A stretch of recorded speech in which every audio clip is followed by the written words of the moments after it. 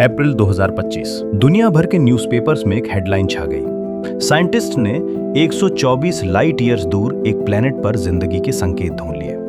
BBC, New York Times, Times of India, हर जगह एक ही नाम, K218b। कैम्ब्रिज यूनिवर्सिटी के साइंटिस्ट ने दावा किया कि इस प्लेनेट की हवा में वो केमिकल मिले हैं जो अर्थ पर सिर्फ जिंदगी बनाती है।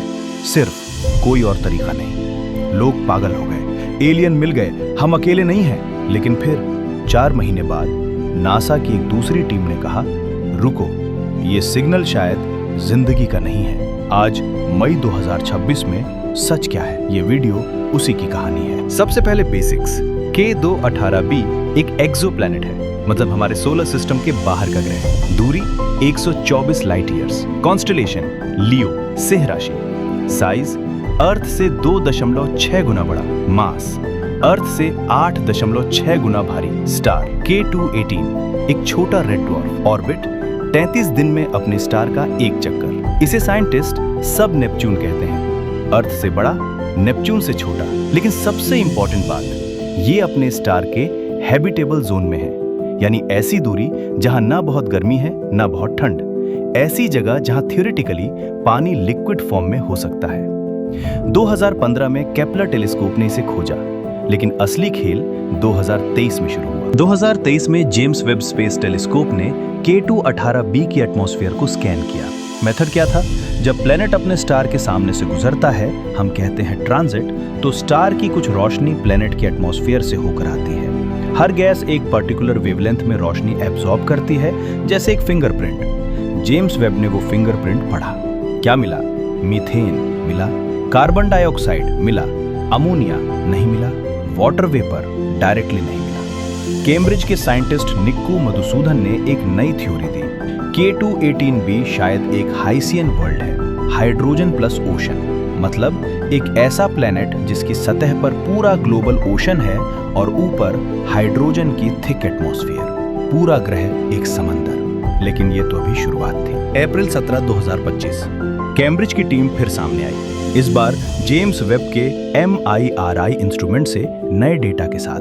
उन्होंने क्लेम किया K218b की एटमॉस्फेयर में 2 मॉलिक्यूल्स मिले हैं, DMS डाइमीथाइल सल्फाइड, DMDS डाइमीथाइल डिसल्फाइड। अब ये क्यों इंपॉर्टेंट है? अर्थ पर DMS सिर्फ जिंदगी बनाती है। समुंदर में जो छोटे छोटे फाइटोप्लैंक्टन होते हैं, एल्गी, माइक्रोब्स, वो DMS छोड़ते हैं। Without life no DMS।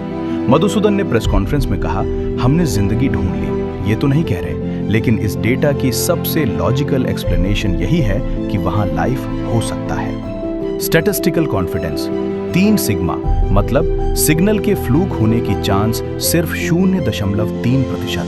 Headlines आ गईं, ट्विटर ट्रेंड्स, व्हाट्सएप फॉरवर्ड्स, लेकिन साइंटिफिक कम्युनिटी में कुछ और हो रहा था। डिस्कवरी की साइंटिफिक तरीके से कंफर्म होने के लिए 5 सिग्मा कॉन्फिडेंस चाहिए, यानी 0.00006% चांस ऑफ फ्लूक। 3 सिग्मा बराबर इंटरेस्टिंग हिंट, 5 सिग्मा बराबर कंफर्म्ड डिस्कवरी।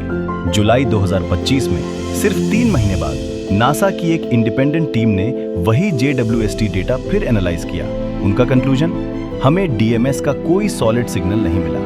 उन्होंने कहा कि सिग्नल शायद जेम्स वेब के इंस्ट्रूमेंट का नॉइज था, एक तरह का टेक्निकल ग्लिच। अगस्त 2025 में एक और team university of California Riverside से एक पेपर पब्लिश की, जिसका टाइटल था K2-18b does not meet the standards of evidence for life. MIT की साइंटिस्ट सारा सीगर ने कहा, जब हजारों एक्सोप्लैनेट सामने हों तो ओवर इंटरप्रेट करने का लालच बहुत स्ट्रांग होता है। कुछ लोग जल्दबाजी कर रहे हैं। और फिर फरवरी 2026 सेटी के रिसर्चर्स ने दुनिया के 2 सबसे बड़े रेडियो टेलीस्कोप्स VLA और मीरकाट को K2-18b की दिशा में मुड़ा। 7 घंटे तक सुना, क्या कोई एलियन सिग्नल है? जवाब, कुछ नहीं, पूरी तरह साइलेंस। मई 2026 में आज हम जो डेफिनेटली जानते हैं कि K218b के बारे में, इसके एटमॉस्फेयर में मीथेन और कार्बन डाइऑक्साइड है। कंफर्म्ड। ये पॉसिबली एक हाइसीन ओशन वर्ल्ड हो सकता है, स्ट्रॉन्ग पॉसिबिलिटी। ये हैबिटेबल जोन में है, कंफर्म्ड। लेकिन जो हम नहीं जानते, वहां DMS है या नहीं, डिस्प्यूटेड। वहां जिंदगी है, कोई सॉलिड एविडेंस नहीं। वहां सच में ग्लोबल ओशन है, पॉसिबिलिटी, प्रूफ नहीं। तो तो अप्रैल 2025 के हेडलाइंस गलत थे? पूरी तरह नहीं। वो टेंटेटिव हिंट थे, पॉसिबिलिटी के हिंट।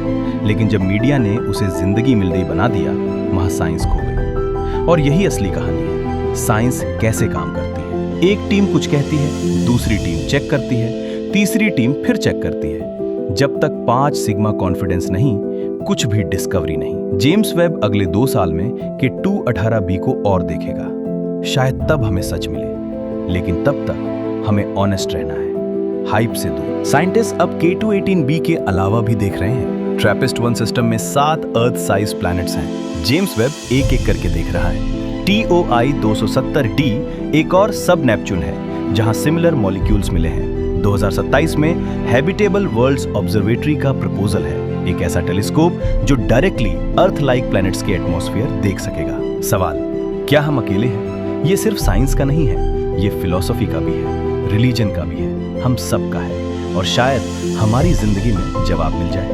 अगर आपको ये वीडियो पसंद आया, लाइक प्लस सब्सक्राइब जरूर करें।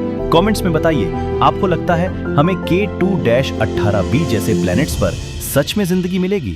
कब? मिलते हैं अगले सैटरडे। तब तक स्टे क्यूरियस।